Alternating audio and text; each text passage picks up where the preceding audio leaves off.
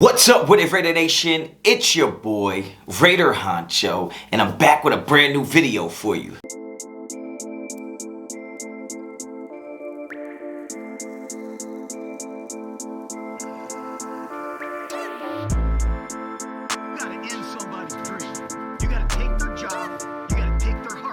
Alright guys, let's get right into it, man. You already know the vibes. You already know what type of time I'm on. And I'm telling you right now, there's something very, very strange going on. There's something that is inexplicable, unexplainable going on in this Raiders franchise. And you know what that is? That is the reassurance, the resurrection of competence in the front office. And I know it's strange. It's strange to me. Because just like I said in my draft recap, there are things that are happening in the Raiders organization that I have just not been used to seeing happen. And that's people in positions of power making decisions based on logic. And we all know, when I get into my arguments, hey, look, man, it's logic over feelings. Okay, it's facts over feelings. I don't care how you feel about anything. I only want to have logical conversations. And when you're talking about what this front office is doing, and you got to give a lot of respect to Dave Ziegler and Josh McDaniels, because them two are working in concert together, and both of them together are making decisions based on what's best for this franchise. Not yesterday, not what's best for them yesterday or the year before or today or tomorrow, but for years to come. And you're talking about that as far as talent, you're talking about that as far as production, you're talking about that as far as financially being responsible with the contracts that you're giving these guys. And I'm going to break that down right now, because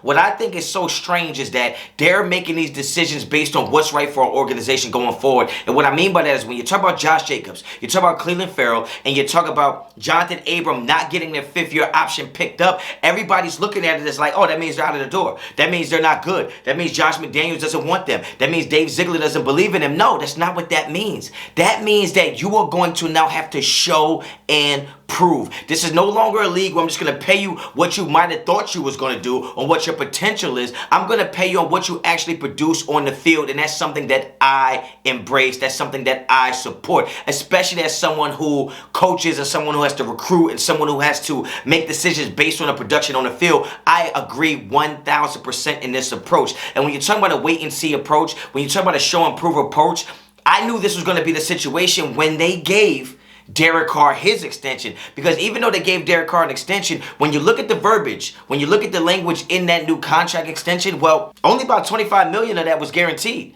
The other $40 million is not guaranteed unless of some type of injury. But otherwise, that money does not become guaranteed until 72 hours after the Super Bowl. Which means what? That means that Derek Carr is on a show and prove year.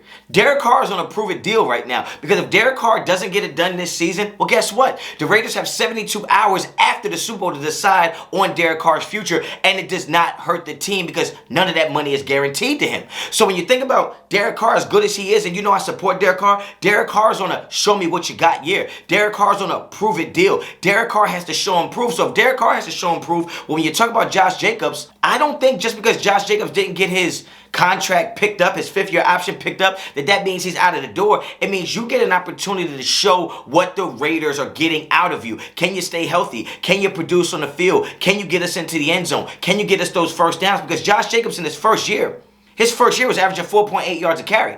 When you look at the next 2 years of him getting hurt and not being in every game, I'm talking about a guy who went to 3.9 yards a carry in 2020, and then last year picked it up to 4 yards a carry. But it wasn't as good as it was his rookie season at 4.8 yards a carry. Because I tell you right now, if Josh Jacobs comes out next year and plays lights out and averages 4.8 yards a carry, right, and turns and doesn't fumble the ball and can stay healthy, he's going to get a contract with the Raiders. Yeah, I know he doesn't have that breakaway speed. I know that he doesn't have the big stature. He's only 5'10", about 205 pounds. But when you think about production, if he's giving you almost 5 yards a carry, he's going to be on the field.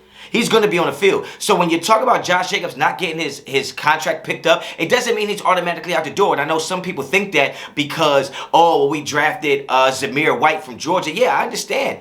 The writing's on the wall. You bring in a lot of running backs. The writing's on the wall. You're going to have to compete. You're going to have to show and prove. And I think the same thing bodes well when you talk about Jonathan Abram. Jonathan Abram has struggled.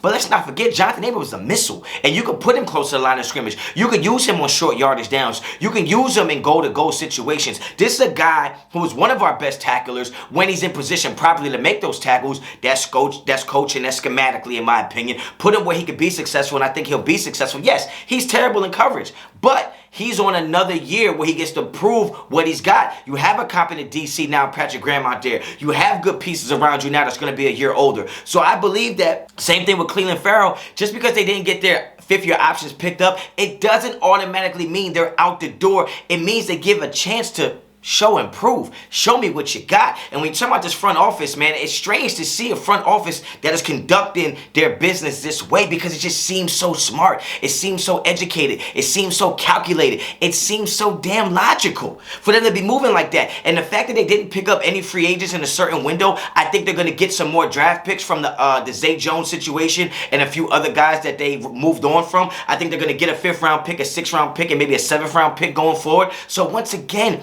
being smart and knowing the task at hand will allow the Raiders to be more flexible, not just financially, but where they want to move these pieces around physically. So I think the Raiders are doing a great job. Once again, it's just another opportunity for me to show my grace and gratitude to this front office, because it really is a breath of fresh air to see them come in here and set the tone and execute the way they're executing right now. So I'm excited to see it. I want you guys to get down in the comment, let me know what you think about this video. If you like the video, well shit, like the video. If you like the content on this channel, subscribe to the channel. Hit me up on Instagram and Twitter, both at Raider Honcho. As always, until the next time, Raider Honcho out.